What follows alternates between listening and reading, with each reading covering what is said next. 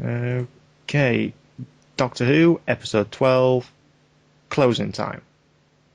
And 13 as well, but we'll get to that in a minute. Yeah, let's wait for that one. Yes.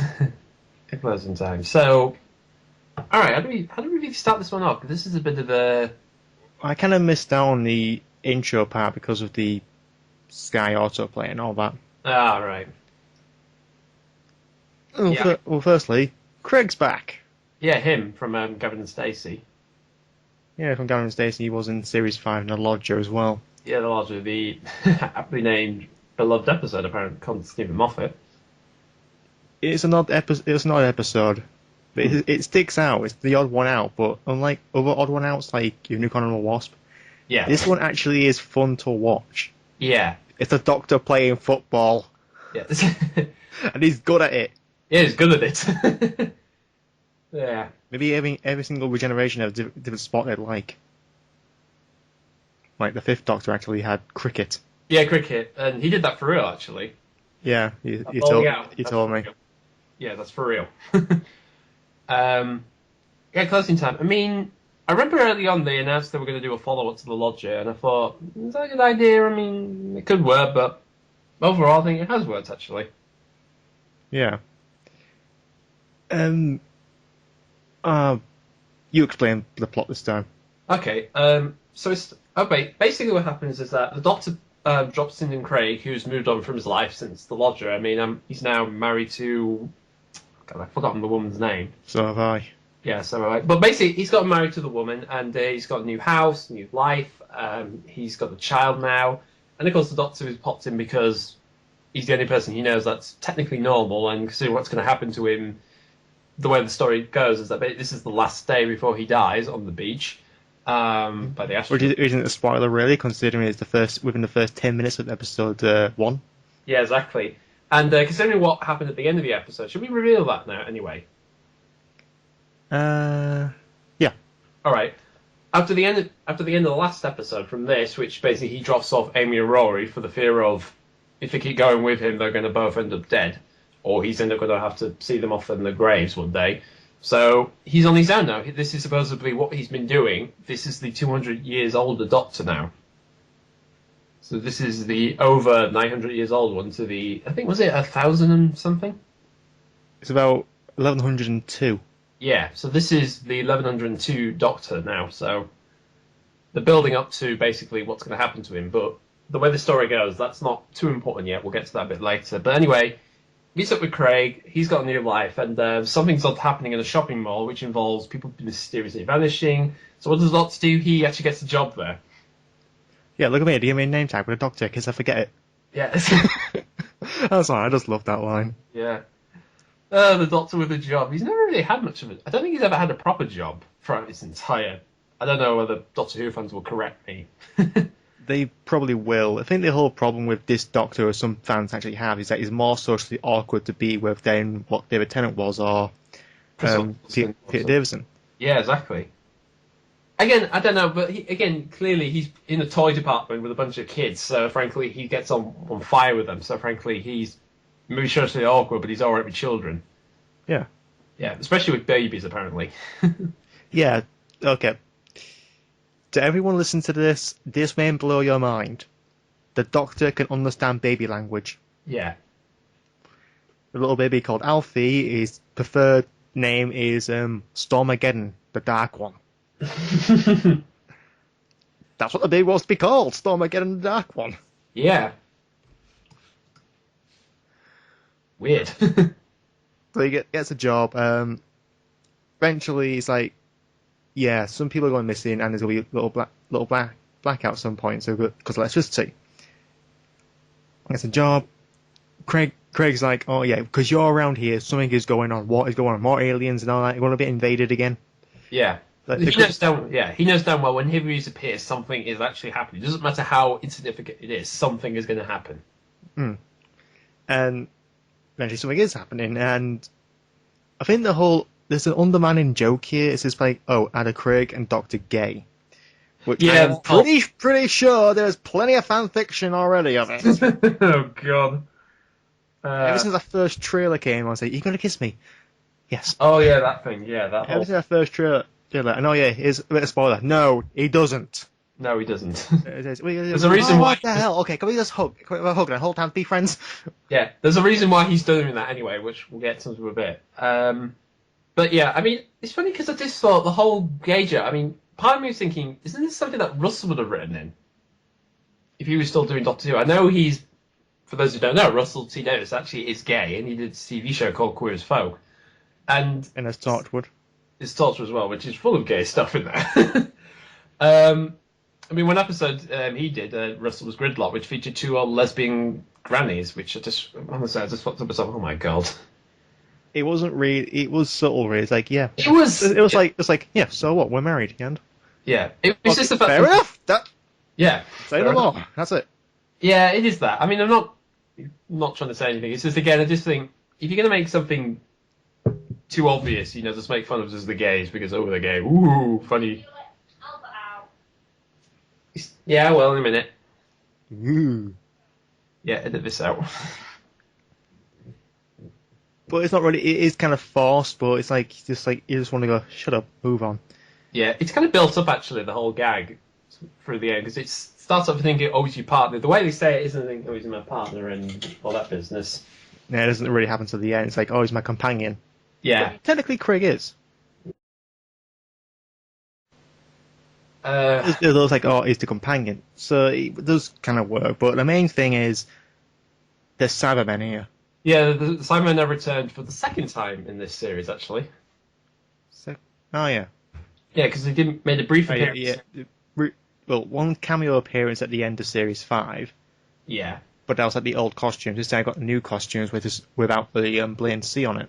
Yeah, with the C on it. So they gone. So that's gone. I mean, they made a brief early appearance in the opening to The Good Man Goes to War. Yeah. Basically, Rory just... That's what I was saying. It's just that in the Pandorica opens, that's when I had to see on it. Yeah. So again, they have changed the Cybermen a little bit, and they are a little different in this because these are meant to be a... Best way of saying it, basically, the Cybermen in this story, basically, they crashed down on Earth how many years ago? And they're just... About 100 years or so. Yeah, there's just a bunch of rusted old, beaten up Cybermen. So there's bits still sticking out. There's wires and metal's rusted, all that stuff. Yeah. So looking at the picture here, there's actually got one a big piece of metal on their face, that's just being bolted on just to hold it together. Yeah. So clearly this is just like a ragtag, misladen Cybermen group. Yeah. Essentially, and the funny enough for this entire story, they don't really show off until the very end. That's one thing. Which. Again, sometimes it works when you don't reveal what's happening at the very end of the story, but then again, most people are thinking, well, you teased us that Cybermen are going to be in it, we want to see the fucking Cybermen. I mean, it depends how you see it, really. I mean, some people will say they should just show them off all the way through, or they just rather have the whole story with Craig and the Doctor. Well, show off all the way through, yeah, it'll be like a Dalek thing. It looks like overexposing them. Yeah. Funny, I mean, the other thing that makes a reappearance in Doctor Who is the Cybermats. They've come back since the very early... God, man, I'm trying to remember the last time they were in the show properly. I think it was... Those little Silver Rat things, they were in the classic series. Yeah, they were. They didn't look like that, but they were... I thought it was a brand new idea, but no, it's an old recycled one. Just it's something brought back from the past, given a new facelift, essentially. So... Or upgrade, to be precise. Yeah, whatever. Tish. Yeah, thankfully they don't say that anymore, which is a good thing. But anyway, actually, I just remembered they actually made an appearance in the Doctor Who Adventure games, actually, in the Blood and Cybermen. So they were in there as well. Ah. Yeah, they didn't look the way they are. They didn't have like a bunch of gnashing teeth, a lot like piranha fish. I mean, that's the thing that's them. In this, they look more like slugs, but I noticed actually, on the top of them, they actually have the same eyes as the Cybermen, so they have like a circle with a bit of like a tear duct thing in. Yeah. So that's still there, and of course they have these gnashing teeth, which shoots electricity out of their mouths. I know it's a bit odd and a bit weird, but then again, it's like, well, I don't know how the hell they're going to make them threatening. Essentially, a metal slug, essentially, at the end of the day. Yeah. Yeah, so that was kind of nice to see them again, just in a new modern day era. And I have to say, actually, for Cybermen, even though they didn't have much in this story, they definitely felt a little bit more menacing in this than I thought they've been in for a good few years now, actually. Well, since the Army of Ghosts. Exactly. I mean, the thing we've talked about is the Cybermen are basically at the end of the day, they are people inside those machines, but they've lost all their emotions, all the things that made them themselves. They are just logical machines that care about basically one thing: is to make everybody the same. I think really their slogan should be you will be like us. That's really that should be their slogan, really. And the whole scene with Craig almost trapped in the Cyberman suit, that actually is something. Again, that really is kind of unsettling in some areas. Yeah, is a well-established character. So I was saying, yeah, he's going to be the cyber leader. Yeah. Oh shit! Please no. No. Yeah, you actually end up feeling sorry. You actually don't want him to become one of them, which is... He's a very likable character. Yeah. The way how he gets out of it, we'll get into in a minute. But the funny thing is, again, they've changed one thing. Is remember the way they used to convert people into Cybermen, which was... We never saw it. It was like a bunch of these sharp things, like needles and circular saws. Just cut out the brain, really. That's what I thought. I think originally they would cut the brain out and put it in a body suit. But then again, it's like, well, they're still in the suit, aren't they? But... I think that's the way it is, but it was meant to be really graphic and horrifying but they do the typical thing. You never see it; you just hear someone screaming in agony, and then obviously they come out as a Cyberman. In this, we actually do see someone actually being put in the suit. And funny enough, it actually reminds me, and this would be kind of odd for some people. It's also the same as the Pandarka opens, really. Yeah. One part where the helmet splits open. Oh, the helmet opens up. I remember that. Yeah, they have the whole helmet opens up, and it actually welds it. Actually, does the same thing. It unwelds itself somehow. Yeah, I remember that. But I was going to say, the thing that reminds me, actually, is I remember in the UK Sonic comic, there was a scene where Amy was actually put into a suit of a badnik, and it reminded me of that scene. It was almost the same thing, being put into a metal suit. Actually, it's shot... I know where you're coming from. I read that comic as well. It's actually more based on Shot User Cybernik. Because he got put in the suit the same way. Did he? Yeah, he was put in a Cybernik suit. Yeah, you're right, yeah. It doesn't look like what it does today, like with the shoulder pads and all that. Yeah. Because that's what the character Techno upgraded it. Well, she helped design it. Yeah, she helped, yeah. But, yeah, it's just them inside a suit. It's Badnik, really. It's basically Badnik, or what, I guess in the Saturday M's universe, like the roboticide, but that's a different way of doing it. Yeah, we just compared... Yes, everyone, we just compared Doctor Who to Sonic the Comic. Yes. Why? Well, Nigel Kitchen. Yeah. Nigel Kitchen did say he based the Metallics Emperor and the army on the Daleks. So you can't blame us for doing that comparison when he already did the comparison ages ago. He did that at Summer of Sonic, and I shouted "woo," and then the whole audience crowd applauded.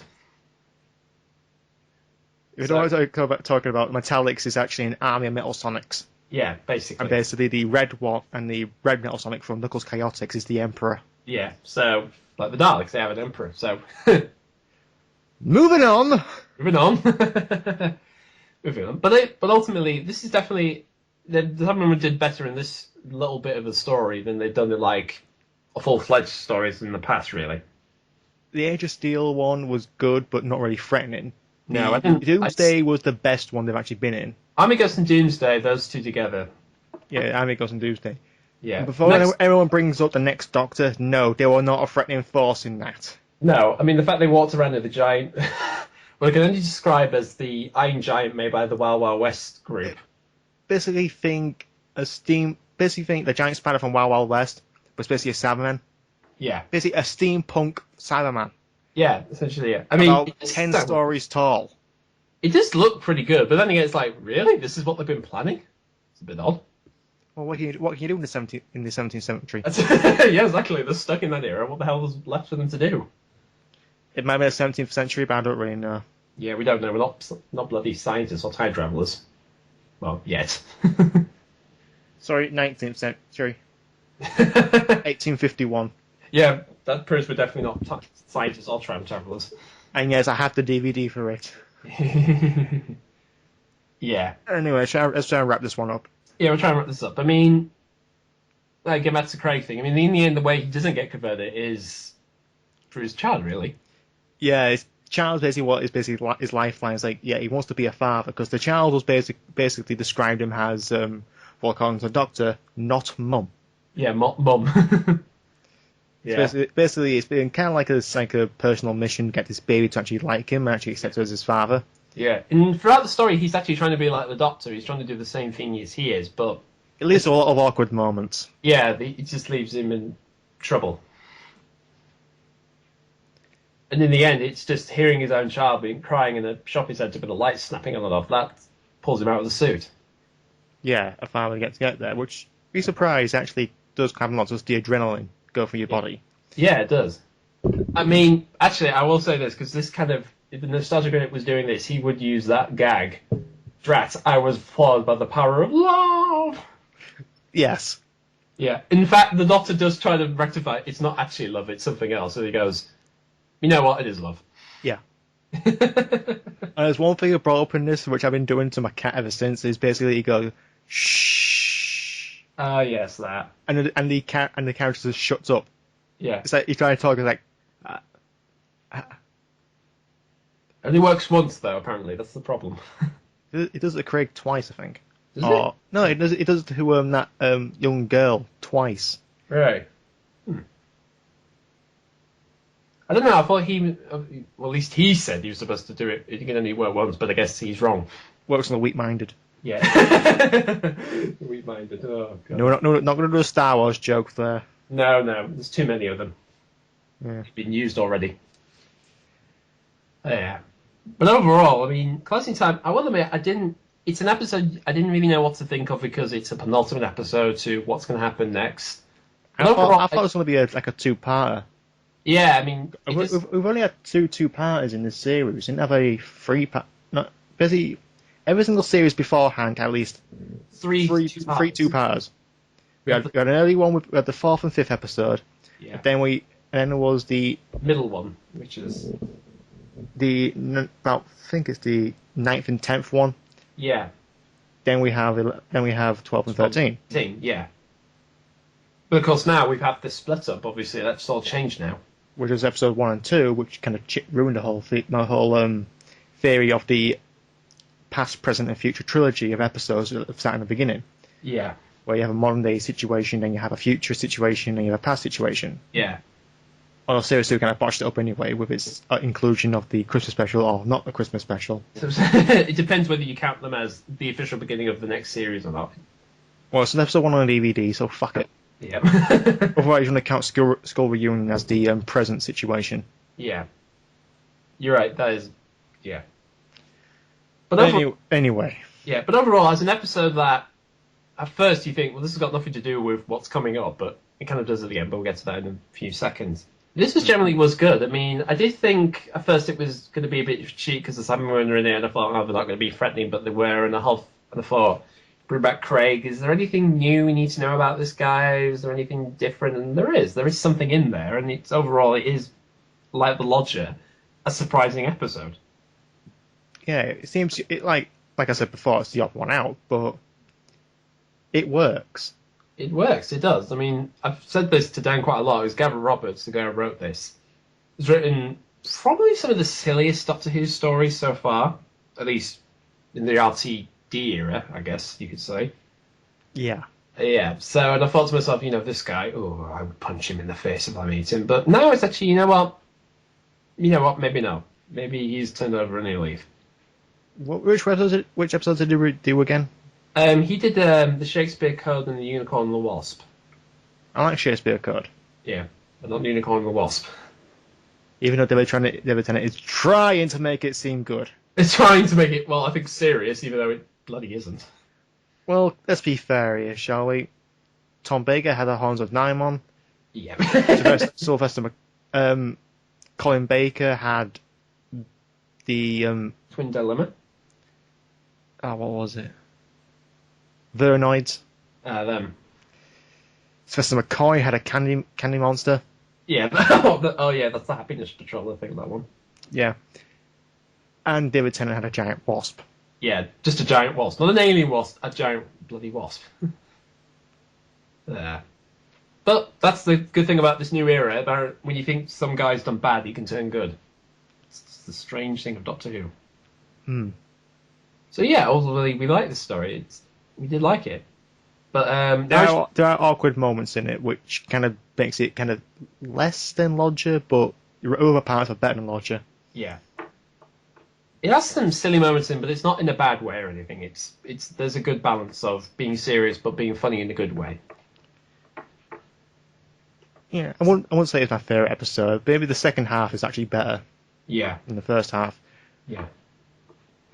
But anyway, the real big point we should now mention is that when this episode ends, it actually does have something to do with the next. It actually has an epilogue. It actually has an Not epilogue. after the credits, it's actually before the credits. This is Yeah. after the Doctor After everything. off. Yeah. Everything that. Yeah. I'll stop. All right. Good. Everything that happened with Craig and it's all sorted out, it leads up to, as you said, an epilogue with the Doctor leading to his death, apparently, at least walking up to the TARDIS with the hat. This is where he gets the hat from. The Stetson. Stetson, yes, this is where he gets it. And the last thing he sees is a bunch of kids, which apparently they remember him, and then it goes all the way to Riversong, still in the wherever she is. Is that the university she's in? She's supposed to be university. It's like with Let's Go Kill Hitler. She's like just after the very beginning. She becomes Riversong, Yeah. and we see Madame Eye patch woman. the eye patch woman, which I'll just call her Rani anyway because she acts like it. She's supposed to kill the Doctor. It's the Rani, okay? Well, technically, she's a bitch. I mean, that's the important thing. She is a cold-hearted. I'm calling her the Rani because she's still a bitch. Yeah. Yes, I don't care if she fell into like a wormhole in Dimensions in Time. Yeah, I brought back the Master when he went into the Eye of Harmony in the movie. He came back. He came back in the end. Hmm. Yeah. So either way, she appears, and it's revealed at this story that apparently the astronaut that shoots the Doctor is Riversong. In a younger form. Yeah, in a younger form. In fact, the episode ends with the remember back in Night Terrors, there's like a nursery rhyme, sort of creepy nursery rhyme at the end, which has the lyrics "will kill the Doctor, will die" or something. Yeah. Plays again in this story, which it has the lyrics "the river will kill the Doctor," which now leads us all the way up to we name the wedding of Riversong. It's kind of weird that it's just all one series, but it's two story arcs. Yeah. We have to one about. I don't think the part one actually had an entire story arc, but it's just about the silence and the mystery of the astronaut. Just the astronaut. Who was the astronaut? And find out Riversong's name. Yeah. Actually, I don't think part one had a consecutive story arc. It's just setting off everything, really. Yeah, we found out. Okay, who is the silence? Then it's who is this girl? Then it's they know like, okay, who killed the Doctor? When it was an astronaut, basically we'd have to stop him from actually happening. Yeah. Then we found out who Riversong is. Yeah. Then the second part is basically the Doctor's death. Yeah. The Doctor. At first, you think it's they're trying to find the daughter, but then in the end, it's basically the Doctor leading up to his death. In the end. Now it answered in that sort of Hitler. Yes. Yeah. It does. But like we said, I mean, we all knew this episode was going to be big because we knew we're going to find out, first of all, alright, does the Doctor really die? Which we'll answer that a bit later, but we might as well get everything else out of the way. So, initially, what do you think? Of this episode or the epilogue? Just the episode with Riversong, the wedding of Riversong. Oh, so about that one now. Yeah. Okay. Firstly, it started off kind of weirdly. It did a weird, yeah. Then we finally get a brief cameo of a Dalek. Yes, we do. Well, we'll get to that. Oh, God. I watched it yesterday, but I can't remember half of it. Right then. But overall, what did you think? Overall, what did you feel about it? I remember the intro now. So it's just that fucked up. You just have to accept it. There's a mind just recuperate for a minute. Okay then. Should I tell the audience out there what the hell's going on? Yes. Okay. All right. Well, the episode actually starts out in England, but everything's not the way it seems. I mean, there are flying cars. When I mean flying cars, I mean literally cars trapped into balloons. There are dinosaurs flying around in parks. Trains are going through various heights over London. Winston Churchill's still alive with the Silurian. Charles Dickens is still alive, and just for continuity's sake, they actually got the person who played the character back in series 1. He's back in it. The same actor, yeah. Yeah, he's back in it, so they put consistency into this. So the first thing you think, what on earth happened to the world? And just to make everything... You forgot the pterodactyls in the park. I did say the pterodactyls. Dinosaurs or pterodactyls. Oh, yeah. Pterodactyls. And even the kids are like, oh, look, pterodactyl. They run away as they went past attacking it. Running away in laughter. They're not running away in terror or anything. It comes across a sign saying, don't feed the pterodactyls. Yes. I honestly thought, okay, did I just put something else on? Yeah, it is that type of thing. It's like, okay, what? Is this Doctor Who? I mean, the fact is, the thing you see before the credits really start is what looks like a sort of chained up Roman, which you think, oh, I bet this is Rory. And then, believe it or not, it's the Doctor with the facial hair again. Yeah, the soothsayer. Yeah. So you know damn well, if he's still alive, what's happened to the rest of history, and that's how this whole episode begins off. Basically, the main first half of the episode is basically recollection up until that point. Yeah, basically, what did the Doctor do before this all happened? Like I said, he finds a Dalek. He basically just did research on trying to look for the silence. He's trying to find people who worked for the Silence. Ends up finding the blue guy from Good Man Goes to War, got his head chopped off. The head still talks. He's still alive. Everyone's going to ask now, okay, find the head. Is it still alive? Yeah, the head is still alive. It still talks. It's still aware. It still breathes. Apparently, he's got a chip in his head that allows him to get Wi-Fi connections. Yes. So he's not bored. Yeah. If you try to figure that one out, I'm just... Yeah. So he basically tries to find out why do they want to kill him? What's the reason for killing him off? And of course, the main reason is there is a question that must not be answered, which we'll reveal later on, in which he's kind of terrified of basically what the question is. Yeah. But yeah, and then pretty much the rest of the episode basically cuts to history's gone wrong because, put it bluntly, during the scene where all right? Yeah.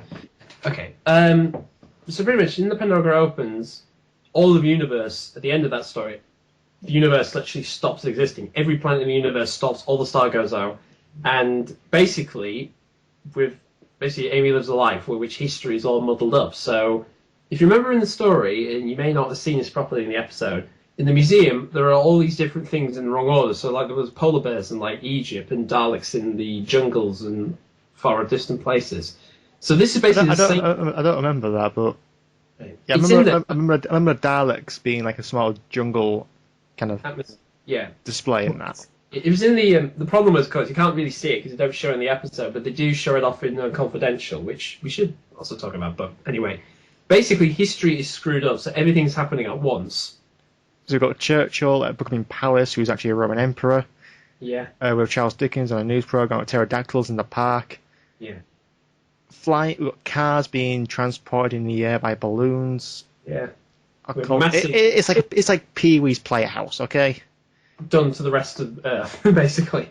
It's like if Pee-wee Playhouse was actually cutting film strips together and decided, okay, let's combine Jurassic Park with Around the World in 80 Days and the Jason and the Argonauts. Yes. Yeah. So essentially, its history is stopped. Essentially, everything is stopped at a certain time, and it won't move on. 2 minutes past 5 in the afternoon. Yeah, and it never changes, no matter what. Doesn't go over, doesn't go beyond, just like that. Yeah, it's so. Well, I'll say it later. Yeah. So essentially, from here on in, the Doctor has got to find out, how do I solve this? How do I get time moving again so that the rest of the universe doesn't collapse upon itself? Yeah, basically, the time stopped at one point. It's basically dissolving. Like with the what was it? What was the final episode called again? Of the series Big Bang. Yeah. Sorry, I can't remember most of the names sometimes. Sorry. Yeah. Basically, all the time around it just basically disappeared. Yeah. But Earth still existed because it was actually a point in the eye. But later in the episode, it's like, yeah, everything is starting to actually disappear around us. This is the same thing, except not just the universe disappearing, but time disappearing. Yeah. So it's kind of more on a grander scale, so you sort of see the effects on the world, actually. Yeah. So that's basically what's happened to the rest of the world, and also what's happened to most of the characters as well. Hmm. So, and that's pretty much the whole plot, is the Doctor has to find a way of solving this problem, and the only way he can do it is he has to die. You know, in order for the universe to be okay, he has to be killed on that beach, on that time, by Riversong. Yeah. And I forgot where we were. I forgot where we were in the episode now. All right. Well, we were talking about the early bit of it, about the beginning bit. Yeah. Then basically Churchill says, "Okay, tell me about what happened." Yeah. And it starts basically back where the Doctor just left off. Found a Dalek, he gets information in silence. He talks to Dorian's head. Yeah. And then he talks to... No, before that he talks to someone else in the epic game of chess. Yeah, live chess, which if you if you fail, you get electrocuted to death. Yeah. Yeah. Funny enough, do you want to know who that Viking person was? Who? It was Mark Gatiss in makeup and costume. Mark Gatiss. Yeah. Rings a bell. Yeah, he's the writer of Night Terrors and Victory of the Daleks. Ha! Yeah, it's him. Give you a good reason. He used to be in the League of Gentlemen, so he used to dress up as a lot of other characters. And the basic thing is, he's trying to get the information. He just goes all to all these people. Mm. It goes back and forth a lot of times. That this is a confusing episode. I'll say that straight away. It is a confusing episode. It's Stephen Moffat. It has to be. It has to be. If you haven't been watching since episode 1, you're going to be lost. Very. Yeah. More lost than watching Lost in series 3. I'm sorry, that's a crap joke. Yeah, all right. I haven't watched Lost anyway, so. Well, basically, the story goes from the past to the jumped up present. Yeah. And we realise that, they're walking through this area, and eventually it's like they keep going back and forth. Eventually, the Doctor seems to be seeing marks on his hand. Yeah. Which from the Impossible Astronaut and the the moon. Yeah, I thought it said Dark and Moon then. That's Transformers. Yeah, I know. And basically, this is how many silence they actually witnessed but can't remember. Yeah. Which the silence is the second most creepiest alien they have been. They've become, I think throughout this series, they've definitely put it on that they are meant to be a big threatening force in Doctor Who. That's for certain. Basically, it's like an original alien design, except their suit. Yeah. They're in a suit. Yeah. Well, basically, kind of like I would describe it kind of like the Green Lantern movie, where the actual suit isn't really a suit, but more like an alien thing. Yeah, no, it's like attached to them. Yeah, it's like that. Except it looks like a tuxedo. You know, it's strange. It looks like it's really wrinkled up and shrunk into them, so that's the best way of saying it. I mean, it is such a strange, odd-looking creature, and again, the whole idea is you can't remember, unless you have, right, we find out what this eye patch is. Yeah. There's a lot of wearing it. If you have this eye patch in your eye, it's the only way you can actually remember where they are and what they've been there. Which is a good way. There is a bit of a catch to that. Yeah, there is a bit of a catch. But the fact is, they really have put it on that the Silence are meant to be a big threatening force, and it's much more. And again, it's most new Doctor Who monsters are kind of there, and you just kind of well, they may be popular, maybe they won't be, or they'll just no one will ever talk about them again. But in this, they really want to make these popular. They really want to make these. They want to make them mark of Doctor Who history. Eventually, the whole anime comes in wearing those eye patches, and who else walks in? Amy Pond. Yeah. Saying, basically it's a different whole. Yes, in Victory of the Daleks, Winston Churchill's best friend's the Doctor, but in this condensed time universe, he doesn't know him. And neither does Amy until we realise, she's been drawing all these characters, all these pictures and events. It's like, she remembers. It's just not in. Yeah. even her husband, which is It's just like she remembers two different memories, like the ones that happened now and the ones that happened in the original timeline. yeah. You try to talk about time travel to someone who doesn't watch Doctor Who. It's like, okay. Yeah. So it's forwards or backwards?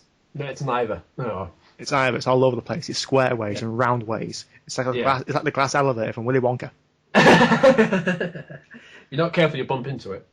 Yeah. Yeah. So yeah, I mean, we find out that she and Riversong have been setting up a whole thing to try and solve this problem themselves in a pyramid, which is apparently Area 52. Yeah. Yeah. That's pretty much put it like that. I nearly burst out laughing at that point. It's Area 52 in a fucking pyramid. Yeah. With a train coming out of it. Yeah, the train going into it, actually. It's got a fucking railway going into a pyramid called Area 52. Yeah. I'm turning to the fanfic critic.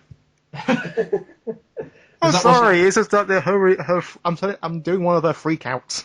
Right, what's going on? I'm sorry, Meg, I really am. Yeah. Anyway. I was thinking actually, that's where all the money for the visual effects went for. Yeah. That's where all the good money went.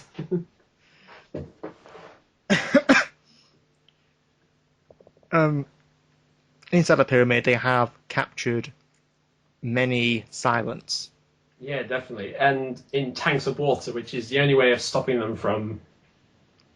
It basically conducts electricity, but actually nullifies it at the same time. Yeah. Yes, we got to mention that the silents can actually shoot lightning at their fingertips.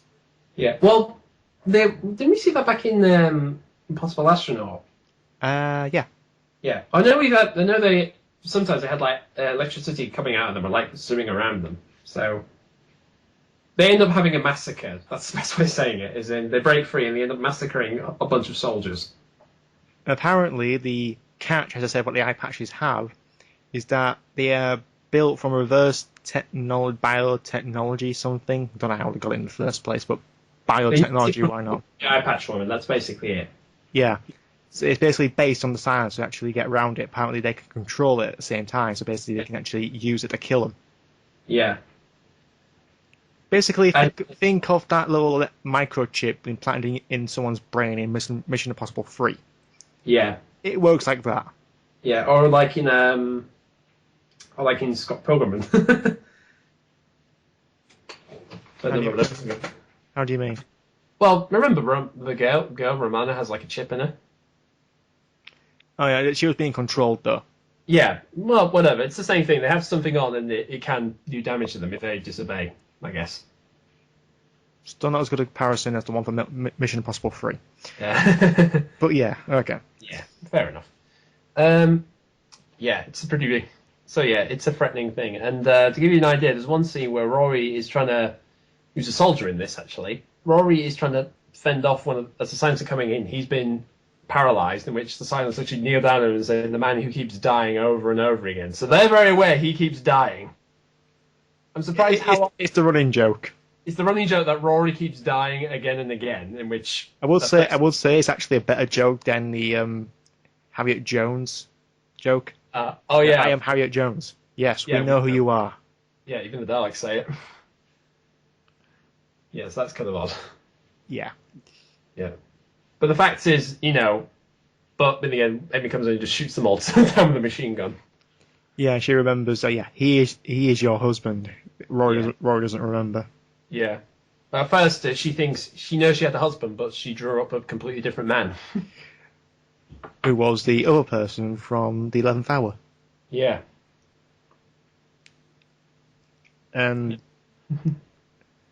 basically the joke saying, yeah, you take me out of the drinks afterwards. Yeah, okay. And marriage. Okay. Yeah.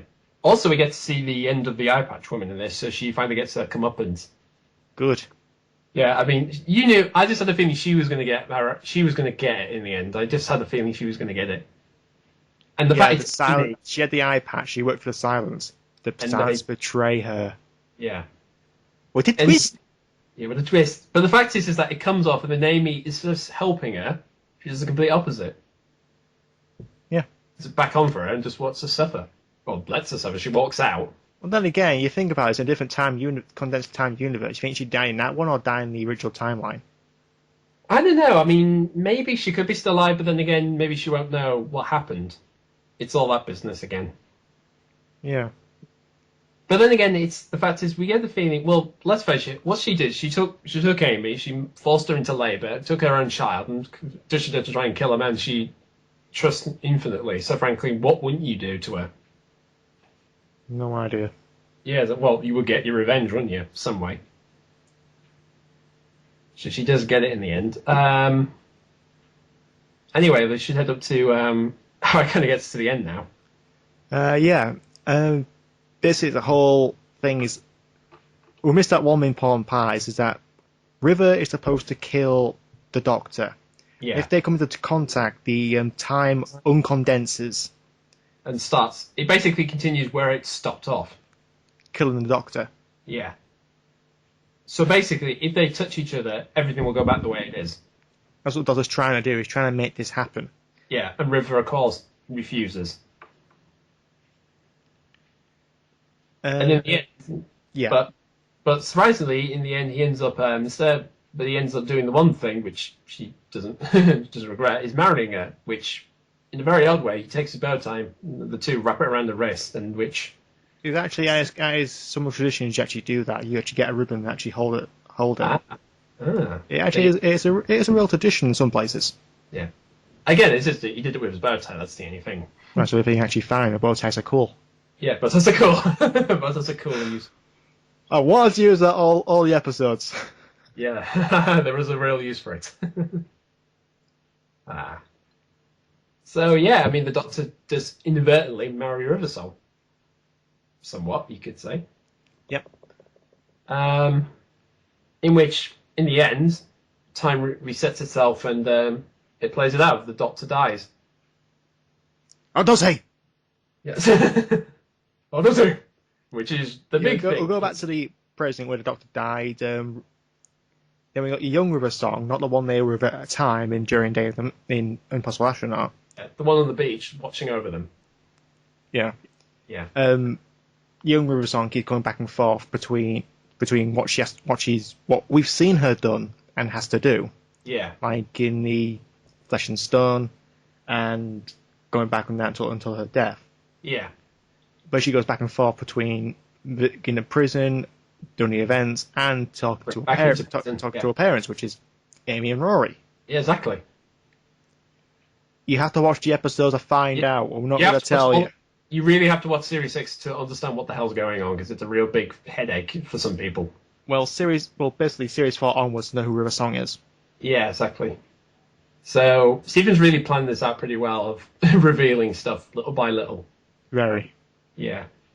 So, we should really get onto the whole Doctor stuff. To really put it in a way, how many of you, to be honest, did you really think he was dead for good? No. No.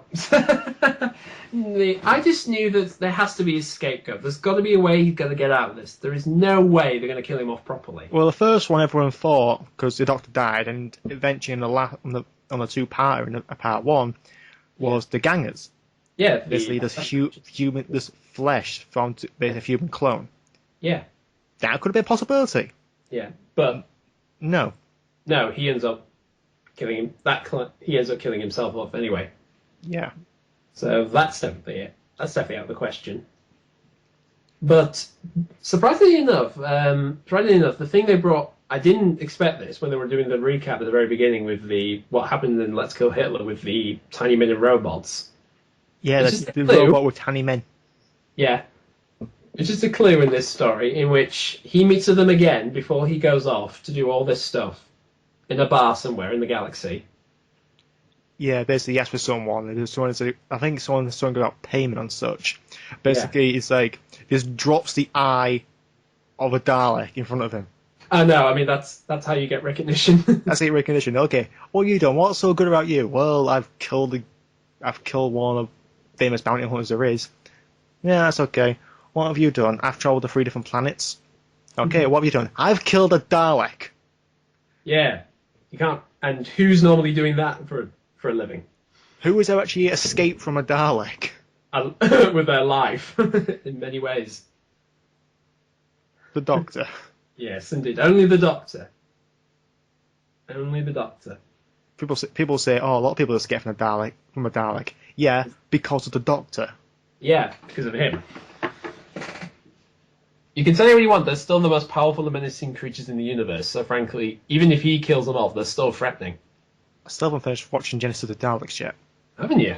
No, I think I'm on the end of part 4. Alright. It is pretty long, I'll just say It's that. 6 parts long. I know. Really, really long. Okay, yeah, to spoil everything for you, big spoiler warning, the Doctor doesn't die, he's inside a giant robot replica of himself. So, the one that gets shot on the beach is the robot replica. The Doctor is inside it, he came at the beach, he was there. But it didn't have to mean he had to really die. So history said the Doctor's there and he dies, but still, it wasn't really him. So basically, River Song is serving time for a person she never killed. Yeah. Go Justice! Yeah, go Justice. So yeah, I mean, overall, I have just in terms of that reveal, I laughed because I just thought to myself, yes, all right, finally we know the reveal. He doesn't die, he's just that. It's that. So yeah. So he is still alive, friends, and it's pretty. We are gonna get a series 7. Hopefully. And we're getting a Christmas special first, so that's certain. Which you don't have to wait long for, actually. It's only about 2 months. Yeah, exactly. So that's a good thing. Well, 3 months, actually. Yeah. So, but yeah. Well, it's better than 8 months. Yeah. So this split up really was a good thing. Very. Well, up until the small 4-month gap between. Yeah, that's obviously the big problem, but then again. What was there? Oh, there was Miracle Day. Yeah. Well, that was good enough just to watch while it was I gave up on that. Yeah, I know. I bet a lot of people gave up on that. I know Mr. Tyler's review said he's really going to slate it when it comes out on DVD. Anyway, final thoughts on The Wedding of River Song. Yeah, it does live up to its name, that's for certain. Yeah, it is not one of those trick titles like Flesh and Stone or The Doctor's Wife, which that was a metaphorical sense. Or Let's Kill Hitler. Which basically is just one line. The cupboard. Hitler in the cupboard. Who could do that? Yeah, there is a wedding of River Song. Not a full-blown wedding with all these, like, confetti, big gowns, tuxes, and a priest. No, it's life or death situation. Yeah, it's on top of a pyramid with the universe in danger. That is very romantic. Yes. Actually, here's something funny. You know when they were filming it, do you want to know what day it was on when they were filming it? What? The royal wedding itself. Ha! Yes. 2 royal weddings in one. Wedding of a Time Lord and the wedding of a prince and some woman from somewhere else. I have no idea where she's from. Yeah. Yeah. Yeah, this episode is actually really good. It's confusing as hell. For most people, I understood it pretty well. I'm just gonna... It's just you understand it once you remember it. I had trouble remembering the beginning part of it. It's like, yeah, it's all condensed in one part. Yeah. That I was laughing my head off. Yeah, there are moments in it where you do laugh inattentionally. Like Area 52 in the pyramid. Yeah, exactly. I'm sorry, but I just can't get over that. Yeah. I was smiling. The thing that made me kind of was surprised, actually, that they put a Dalek in there and he had nothing to do with the rest of the story apart from one little bit. Yeah. I mean, literally, I remember people saying, "Oh, they'll be in this. Oh, they'll be in this show. I mean, yeah, they'll always come back." I mean, it's like, yeah, they're in it, but who said they have to be in it for a whole 45 minutes? As one bad point I'd say about this episode, it wasn't an hour long, which you expect it to be. Would have thought like a big penultimate that the Doctor may or may not die. Would at least be just over an hour long. Maybe. I don't know whether there was anything they could have explained more. I think there was enough done. I think. Yeah. I mean, in the end, you only ever really worried about if it was long enough, just in case there was more to show off or to do. But I think this was enough shown in the story anyway. Yeah. And everything kind of made sense in the end. Everything wrapped up pretty nicely. which is very difficult to do in a science fiction show. But they Well, it leaves off on the cliffhanger anyway, which leaves is off another which people will be asking, watching the series, say, "What is the question? What is the question?" We'll ask you the question. You've been looking at a question for the past. It's been hiding in plain sight, but obvious to everyone, but no one knows. Doctor Who. Who is? Yeah, it's the title. Yeah, the title of the show. What's about it? Doctor Who. Yeah. Yeah, what about it? It's a science fiction TV show. That's the freaking question. Who is the Doctor? Really? Or probably put plain there, what is his real name or something? Which people have said, "Oh, I know your real name," but never actually said his real name. Like in the Fires of Pompeii. Yeah, they say One of the people said, "I know his real name." Yeah. We never hear it. No, we never hear it. I mean, Riversong knows it. In the future, at least. In her future. As of yet. But it is. I mean, who knows? Unless they really do it. I mean, I'll be surprised. I mean, I'll be really surprised if they do reveal the Doctor's real name, but I doubt they'll ever do that. I doubt it as well. Yeah, I doubt it. But, This was a really good finale for Series 6. yeah, I think this is better than the Big Bang, actually, I think, in my opinion. I think all Series 6 in general does feel a really big shift in tone from what we previously had. It's Yeah. like Series 5 is like just carrying on what Series 1 through 4 did. Yeah.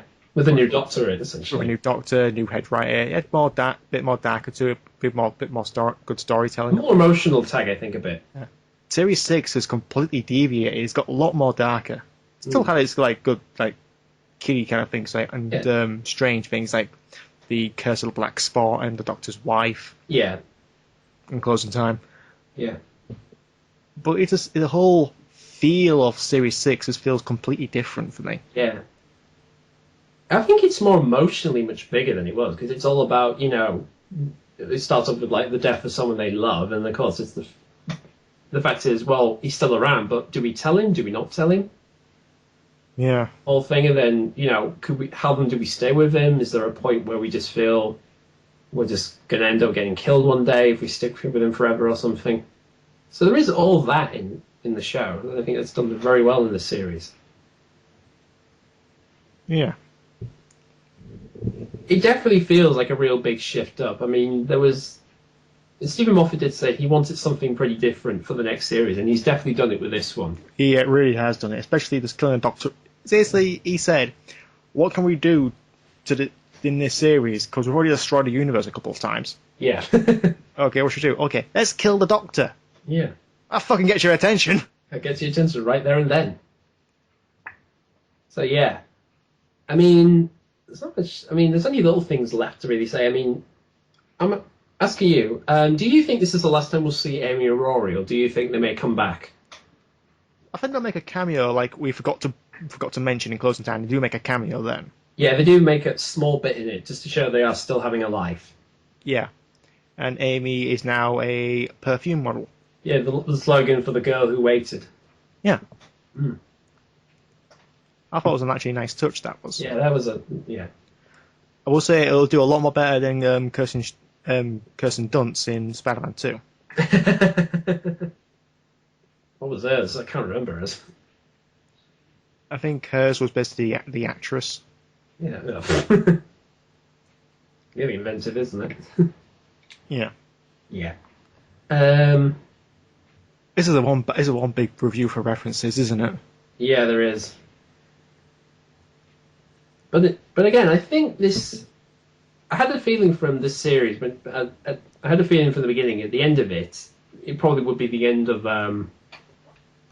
Amy and Rory's story from here and end. At least they'll probably leave them off on the home and just let them live their lives from now on. But yeah, again, I assume so as well. Yeah. But considering what's happened at the end, maybe they may come back one more time. I think maybe one more, and that will be properly it. Maybe. Probably the Christmas special. Yeah, probably. I mean, you bring Amy Rory back for a cameo, and also bring Craig back in as well. Big Christmas party. Come on, please. Yeah. Oh, yeah, with aliens. Yes. And I don't mean aliens gather around the dinner table. No, big alien invasion, whatever. Yeah, whatever, that type of similar stuff. Funny enough, actually, here's something weird. I was reading in the Doctor Who magazine. This is going to be a pretty long episode, actually. Shall we actually stop the review here? We should probably do this. Yeah, stop it around here, but we'll just say this. In terms of what can we expect from next year's series, first of all, who is Doctor Who? That's the main thing. Yeah. That's the main thing. But also, he said he's going to basically go back into the shadows. That's his basic thing. He said is that he's trying to not draw attention to himself that often anymore. Right. So that's going to be interesting. So he's going to try his best not to really, to be known or have millions of people watching him save the universe or something. So that's going to be interesting if they do play that off. Yeah. So we expect the Doctor to be maybe on his own a little bit more in the next series, or he may get new temporary companions or something. But with that, so again, it's still up in the air at the moment what Series 7 will be. I mean, but then again, we still got something to look forward to. I mean, we've got the Christmas special and that, but overall, Series 6, Part 1 and 2, overall, really good series. Bit deviation, but works. Just watch them. Yeah, just watch them. It is definitely. It just shows you what Doctor Who can do, and it's really good.